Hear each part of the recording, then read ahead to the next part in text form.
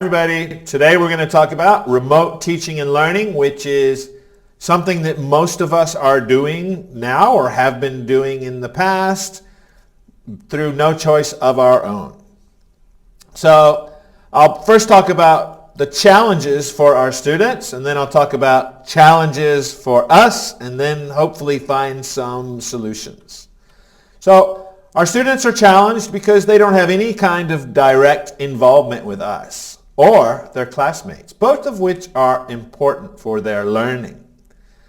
They have a lot of distractions when they're at home. It could be their family, could be the fact that they can just one-click it and be playing a game or something like that. So there's no hands-on activities, no games, no discussions, no chance to move. So all of this can make the classes a bit boring, right?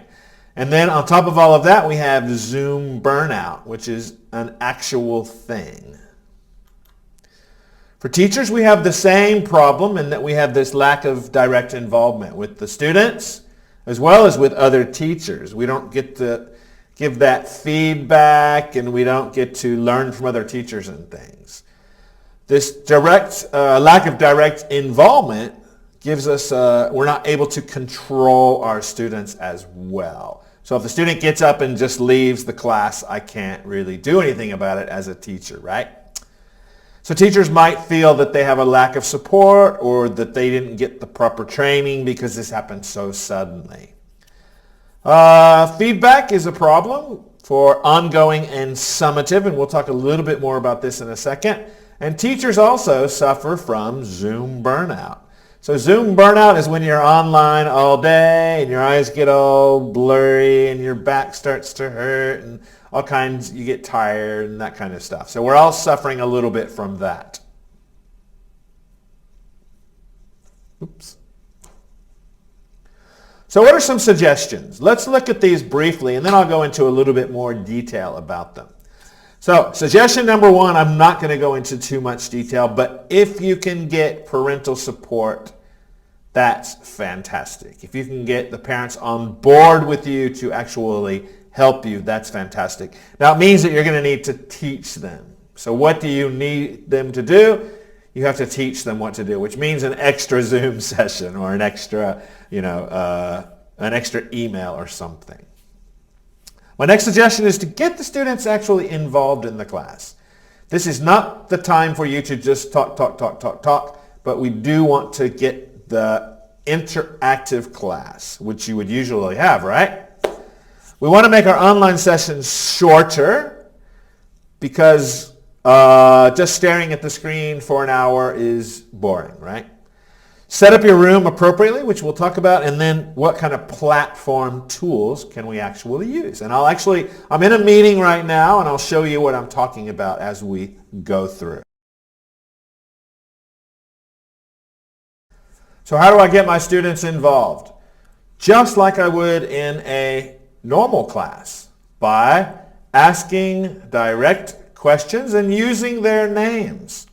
If I have 15 students and I ask a question, what's your favorite animal?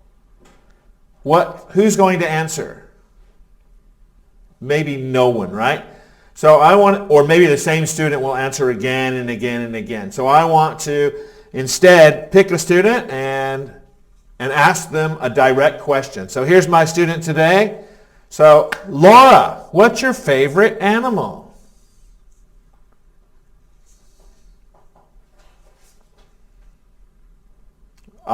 You can see Laura likes cats. So Laura's using a mini whiteboard, which is another recommendation that I would use.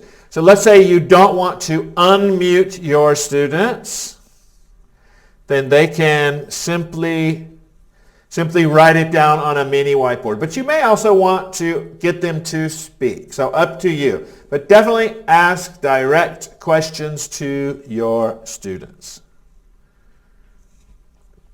Thank you. So get your students to share with the class. Get them to share with the rest of the class.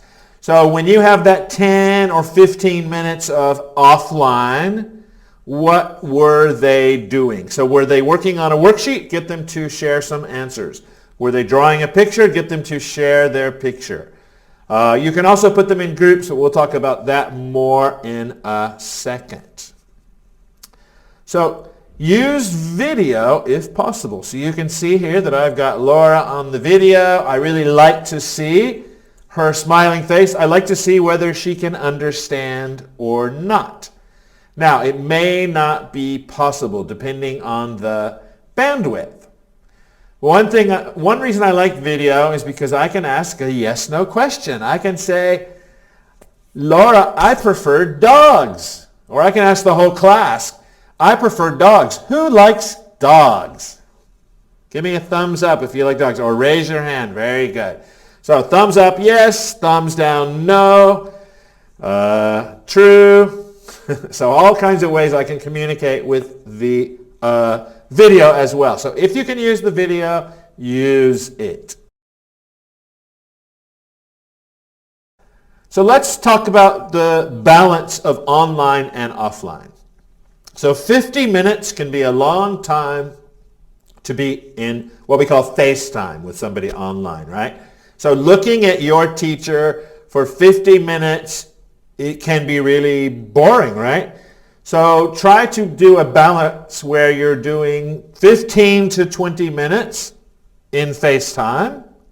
So this is when you're doing your lectures, your discussion, question and answering, listening activities, things like that. And then 15 to 20 minutes offline. I mean, you can leave the computer on, and you can even have the camera looking at the students. But the students are going to be writing. They're going to be working in their book. They're going to be doing a project, doing something other than staring at the screen, okay? Then you come back at the end to do 10 to 15 minutes more FaceTime. Wrapping up, sharing what they've worked on, giving feedback. So this way the student is not staring right at the screen for 50 minutes. If you have a really large class, it might be beneficial to break it up into two parts. So class A and class B. So what will happen there is you'll have 15 minutes of FaceTime with class A. Then 15 minutes of FaceTime with class B while class A is doing their hands-on stuff.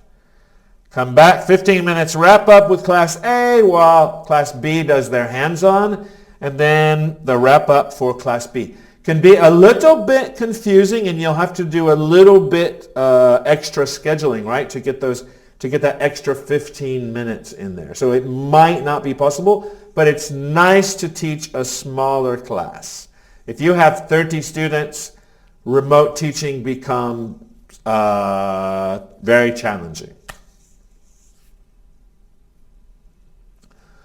One benefit of online teaching is that when you have your students doing offline work, you can set aside a little time to do some small group instruction for students who need extra help. So while your students are working in the book, you can do some one-on-one or one-on-two instruction for those students that seem to be struggling. So that's actually a bonus. So let's talk about setting up our room. Now this is really important and something some people get wrong. So first of all, select your platform carefully. There's quite a variety of platforms out there. There's Zoom, Google Meeting, WebEx, and others. They all have good stuff. They all have drawbacks. So figure out one that's easy for you. For me, the easiest one to use is Zoom. But it doesn't have all the features that some of the others have, but I find it easy to use. So today, when I show you some of this stuff, I'll be showing you on Zoom. So make sure you open your video. You definitely want the students to be able to see you. Hopefully, your students can open their video too, but it may be that their connection is not strong enough. So keep that in mind when you ask the students to open the video. Choose a location with good lighting and room to move. So you want to be able to move around. So especially if you're teaching small children and you're doing songs and dance, you want to be able to stand up and move back and show them what you're doing. And you want them to be able to do the same thing. So keep that in mind as well. Don't think that just because you're at the computer you have to sit and look right in there. And feel free, it's still a classroom and you still want the students to be engaged in doing stuff. Dress appropriately. I had a meeting last week with a woman who was wearing her nightgown. That was shocking. Dress appropriately. I mean, you're only showing your top usually, but at least have on a nice shirt. Learn how to navigate your system. Make sure you know what you're doing before you start a class. So what that means is you should probably practice with a friend or your family member. Get them to open their computer in the next room and you open yours and have a practice session with them. Otherwise, you fumble around, you can end up, being muted or end up closing the window without realizing. So practice, practice, practice, practice.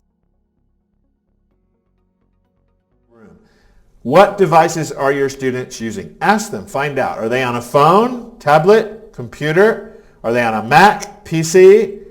Do they have good Wi-Fi or is it terrible Wi-Fi? In other words, are all my students going to have equal access or not? Because some of the features that you will use may not be available on for instance, Android phone, but they might be available on an iPad. So it really depends on what your students are using as to what you can actually do. There are some cheats. So let's say that 3 or 4 of my students are on a mobile phone, so they can't do this particular activity. I can find something they can do while the other students are doing the other stuff. But make sure that there is something that all my students can participate in some way.